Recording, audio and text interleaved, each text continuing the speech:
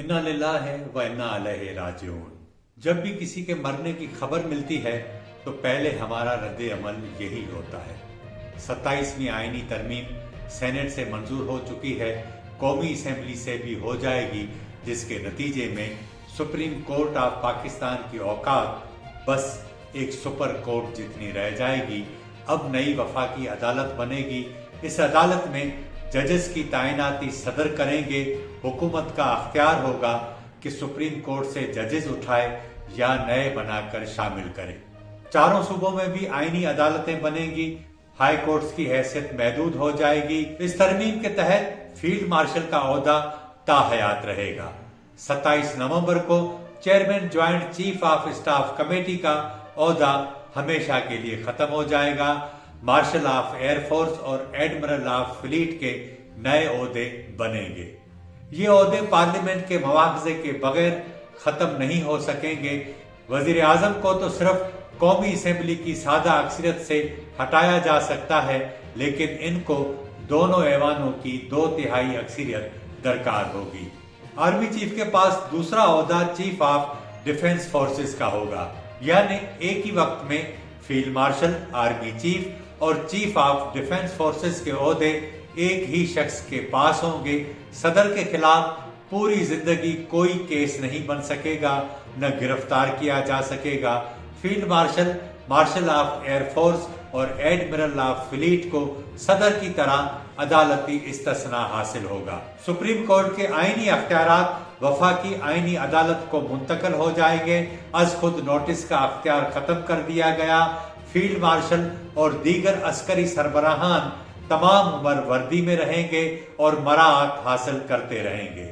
वफाकी आईनी अदालत के चीफ जस्टिस की मुद्दत 3 साल होगी और इस अदालत के फैसले तमाम अदालतों पर लाजिम होंगे। शुरू में कहा गया कि तालीम, आबादी की मनसूबाबंदी और NFC आईनी मसौदे में शामिल हैं। असल ड्राफ्ट सामने आया तो उनमें इसका कोई भी जिक्र नहीं था। ब्यूरोक्रेसी की दोहरी शहरियत और मजिस्ट्रेट के अख्तियारात का भी कहीं तस्करा नहीं था। पीपल्स पार्टी के चेयरमैन ने एक ट्वीट के जरिए अवाम को ट्रक की बत्ती के पीछे लगाया और आइन पर छुरी फेरने के बदले अपने वालिद के लिए जिंदगी भर की इस्तिस्ना ले ली। अब जो जी में आए करते फिरो, कोई हाथ नहीं लगा सकता।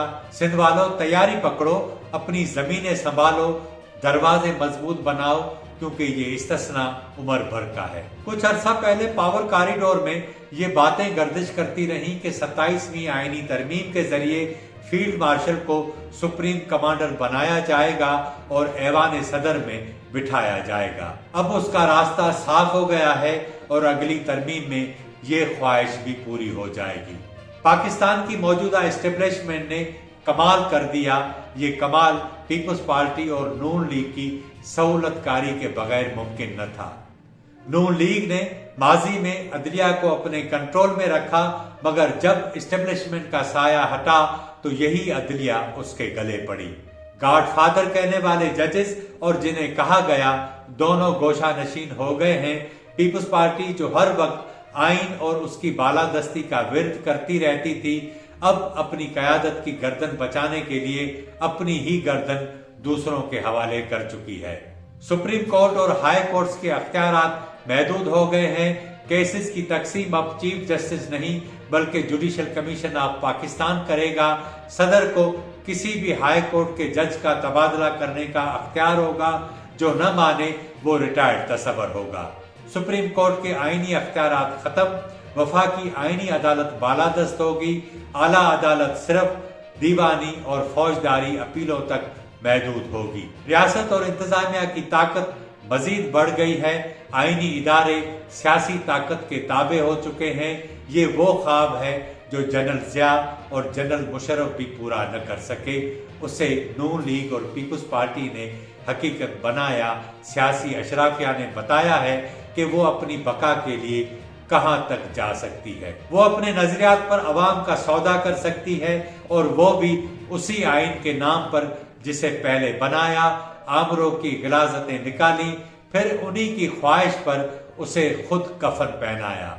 हाँ, अगर ये अवाम के मैंडेट से होता तब भी शिकवा बजा होता। उन्होंने ये सब कुछ उनके लिए किया जिन्होंने उन्हें ये मैंडेट दिया। लेकिन याद रखो, हर सियासी खेल के मैदान की एक रेड लाइन होती है। जो अपने ही बनाए हुए उसूल पर खड़ा नहीं होता वो फरेब के आगे झुक जाता है।